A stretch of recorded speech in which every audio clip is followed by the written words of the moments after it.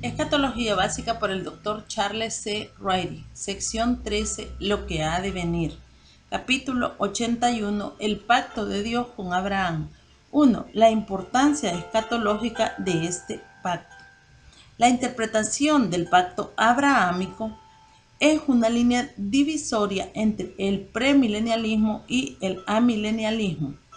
La cuestión central concierne a su cumplimiento. Todos concuerdan en que ciertos aspectos de este se han cumplido, pero no todos concuerdan en el cumplimiento de otros de sus aspectos, particularmente la promesa de la tierra. Los amilenialistas, aunque no concuerdan en cuanto al tiempo del cumplimiento de la promesa de la tierra, son unánimes en afirmar que no se cumplirá en un futuro reino terrenal milenial. Por otro lado, los premilenialistas insisten en que ya que no ha habido cumplimiento literal alguno en el pasado o en el presente, tiene que haberlo en el futuro. Y el de ellos es el único sistema que incluye un tiempo futuro en el cual pudiera cumplirse en la tierra. 2. Las promesas del pacto. A. Promesas personales hechas a Abraham. Génesis 12:2. Tres breves cláusulas dirigidas a Abraham usando la forma hebrea alentadora del verbo contienen las promesas personales que Dios hizo a Abraham. 1. Haré de ti una nación grande. Cuando Dios dijo esto, Abraham no tenía heredero. La promesa se refiere, por supuesto, a la nación judía, los descendientes de Abraham por Isaac y Jacob. 2. Te bendeciré. En cumplimiento de esta promesa, Dios le dio a Abraham bendiciones temporales en la tierra. 13, 14, 15 y 17.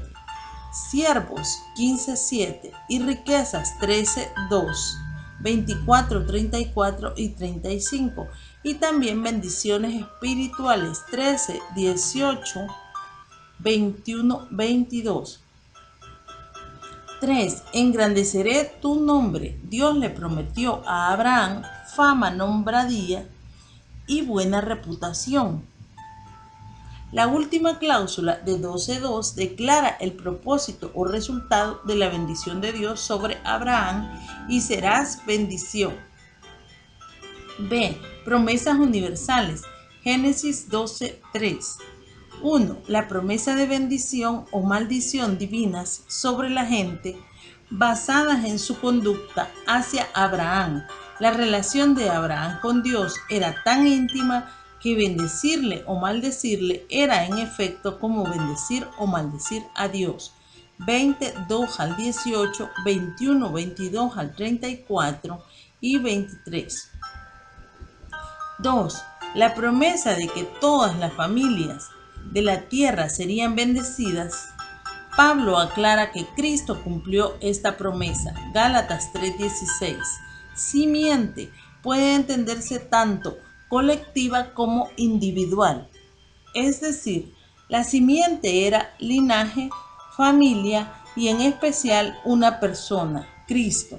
Versículo 19. El punto concluyente de Pablo en este capítulo es este: no traten de hacerse hijos de Abraham por circuncidarse, sino por estar en Cristo. Versículos 27 y 29.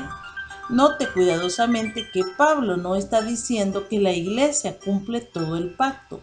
Él enfoca únicamente esta promesa tocante a la bendición en la simiente. Versículo 16. El plural promesas se usa porque el pacto le fue repetido varias veces a Abraham, no porque Pablo quisiera indicar que la iglesia cumplirá todo el pacto. Ver J.B.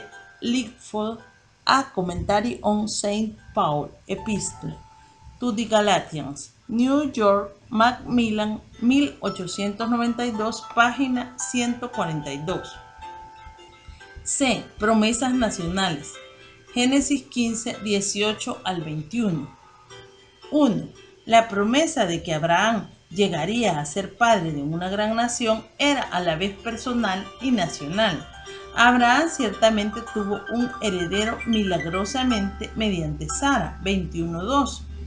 2. La promesa a esa nación de una tierra específica como heredad. Ver Génesis 12:7, 13:15 y 17, 15:7 y 8 y 18, 17:8, 24:7, 26:3, 28:13 y 14, 35:12, 48:4, 50:24, Génesis 17:1 al 3, enfatiza que la tierra había de ser una posesión perpetua.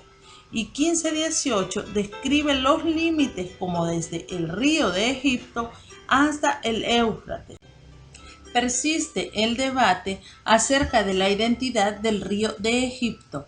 Un punto de vista identifica al río Nahar de Egipto con el Wadi Nahal de Egipto, el moderno Wadi el Arish, que durante la temporada de lluvias fluye desde el centro de la península de Sinaí hasta el Mediterráneo, 150 kilómetros al este del Canal de Suez. Números 34:5, Josué 15:4 y 47, Primera de Reyes 8:65, Segunda de Reyes 24:7, Segunda de Crónicas 7:8, Isaías 27:12, Ezequiel 47:19 y 48:28. Este es el punto de vista de Walter C. Kaiser Jr., The Promised Land, a Biblical Historical View, Biblioteca Sacra, 138 N6, página 311. El otro punto de vista identifica al río de Egipto con el Nilo, específicamente su canal oriental.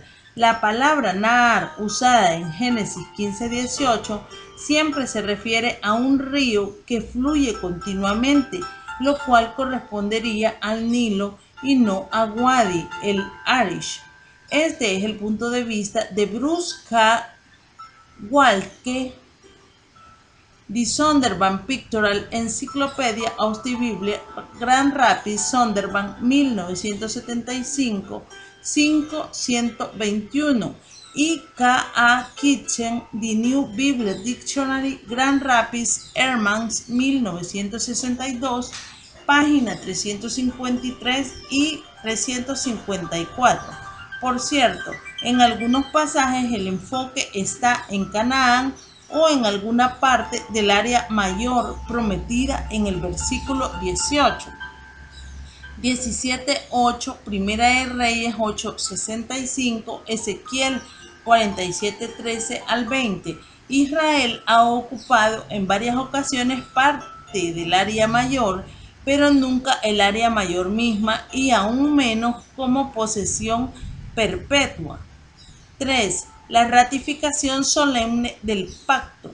La ceremonia de ratificación descrita en Génesis 15:9 al 17, cuando se compara con la costumbre del cercano oriente, indica que solo Dios se comprometió a cumplir los términos del pacto, puesto que solo Él caminó entre las mitades de los animales sacrificados. El significado de esto es impresionante. Significa que Dios juró ser fiel a sus promesas y puso la obligación de su cumplimiento únicamente en sí mismo. Abraham no hizo tal juramento. Él se hallaba en un sueño profundo, pero consciente de lo que Dios había prometido. Véase Cleon L. Rogers Jr., The Covenant with Abraham and its Historical Settings. Biblioteca Sacra, 127, 241 a 56. Claramente el pacto abrahámico no se condicionó a nada que Abraham hiciera o dejara de hacer. En cumplimiento en todas sus partes dependía solo de lo que Dios hiciera. 4. Las alegadas condiciones en el pacto. La incondicionalidad del pacto abrahámico aporta un respaldo importante al premilenialismo. ya que la promesa de la tierra requiere un tiempo futuro, el milenio, en el cual se haya de cumplir. Por lo tanto, los amilenialistas alegan que había en efecto condiciones adheridas al cumplimiento del pacto que impiden que éste se vea como incondicional. A. Génesis 12:1. El imperativo vete de tu tierra expresa una condición que hubiera invalidado el pacto si Abraham no hubiese obedecido. Sin embargo, gramaticalmente, este imperativo, seguido por dos verbos imperfectos y una serie de verbos imperfectos alentadores en los versículos 2 al 3, expresan una intención, específicamente lo que Dios intentaba hacer por Abraham. Otros ejemplos de este uso se encuentran en 30:18 y 45:18. B. Génesis 12:2. La frase serás bendición es vista por algunos como condición para el cumplimiento del pacto. Sin embargo, gramaticalmente esto expresa una consecuencia que se espera que ocurra con certeza o una intención. La gramática hebrea de Génesis Cowley cita este pasaje como ejemplo de una intención. Oxford at the Clarendon Press, 1898, página 325. C. Génesis 17:1. Algunos entienden el anda delante de mí como condición para el cumplimiento del pacto. Sin embargo, la gramática es la misma que en 12:1 y expresa intención. De Génesis 22:16 al 18 y 26:5. Puesto que el pacto ha sido firmemente ratificado varias veces antes de estos eventos, sería incongruente ver estos pasajes como condiciones impuestas después de las claras afirmaciones de incondicionalidad. Más bien, en estos casos, Dios reconoció el mérito de Abraham al recordarles a él y a sus descendientes que la fe y la obediencia eran necesarias para participar en los beneficios de las promesas incondicionales del pacto. Walter C. Kaiser Jr. Tower en Old Testament Theology, Grand Rapids, Sonderban, 1978, páginas 93 y 94. 4. Puntos de vista concernientes al cumplimiento del pacto. A. El punto de vista amilenial. El amilenialismo enseña que todas las provisiones del pacto se han cumplido, incluyendo la promesa de la tierra. Esto se hace por espiritualizar la promesa de la tierra de modo que la iglesia la cumpla, o por verla cumplida en la historia pasada de Israel. Uno de tales supuestos cumplimientos ocurrió en los días de Josué. En Josué 21, 43 al 45, leemos que Dios le dice a Josué que él ahora había cumplido las promesas hechas a Israel al darles la tierra que les prometió a sus padres. Por supuesto, ellos no poseyeron la tierra de Canaán para siempre, ni tampoco la habían conquistado toda en este tiempo. Pero echando a un lado aquellas consideraciones, Dios sí declaró que lo que había ocurrido era un cumplimiento del pacto. ¿Cómo podría ser esto? En las varias declaraciones del pacto, la tierra prometida era tanto la que abarcaba desde el río de Egipto hasta el Éufrates, Génesis 15:18, como la tierra de Canaán, 17:8. La primera, que era mayor, incluía la última, que era menor. Bajo el liderazgo de Josué, los israelitas no ocuparon en ninguna manera los límites mayores de la tierra, pero se habían declarado en posesión de la tierra de Canaán, así que ninguna de las dos promesas ha sido cumplida perpetuamente. Lo mismo es cierto en cuanto al alegado cumplimiento de la promesa de la tierra bajo el reinado de Salomón. Primera de Reyes 4:21. Aunque el reino de Salomón era extenso, él no reinó sobre todo el territorio prometido a Abraham, ni tampoco lo hizo perpetuamente. Quizás ayude una ilustración. Supongamos que yo prometa pagarle toda la educación universitaria a un estudiante. Esto normalmente significaría 4 pagos de un año.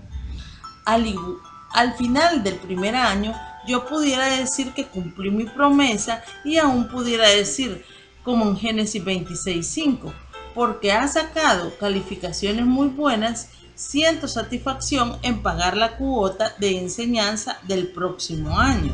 La promesa mayor de pagar la educación total incluye la promesa menor de pagar los gastos de cada año. La promesa mayor de la tierra, comprendida entre los dos ríos, incluye la tierra de Canaán y el territorio que Salomón gobernó, pero no significa que la tierra de Canaán o el reino de Salomón equivalga al área total. Por favor, observe la contradicción inherente en la posición amilenial. Si el pacto es condicional, entonces ni aún el amilenialista necesita buscar un cumplimiento en los días de Josué o de Salomón. Si el pacto se cumplió en cualquiera de esos dos tiempos, entonces no era condicional. Si se cumplió bajo Josué o Salomón, entonces la iglesia no tiene que cumplirlo.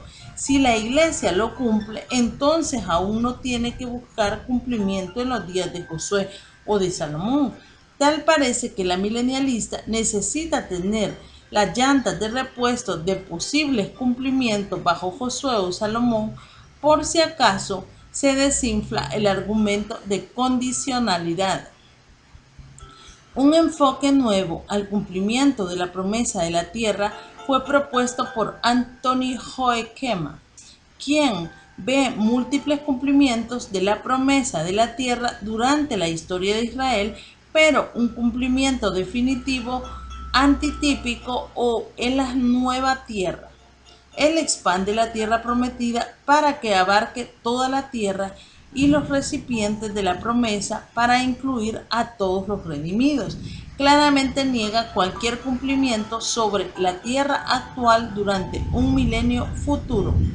The Bible en the Futuro. Grand Rapids Hermans 1979, páginas 206 a 212 y 274 a 287. B. El punto de vista premilenial. El premilenialismo insiste en que todas las provisiones del pacto abrahámico tienen que cumplirse, puesto que el pacto se hizo sin condiciones.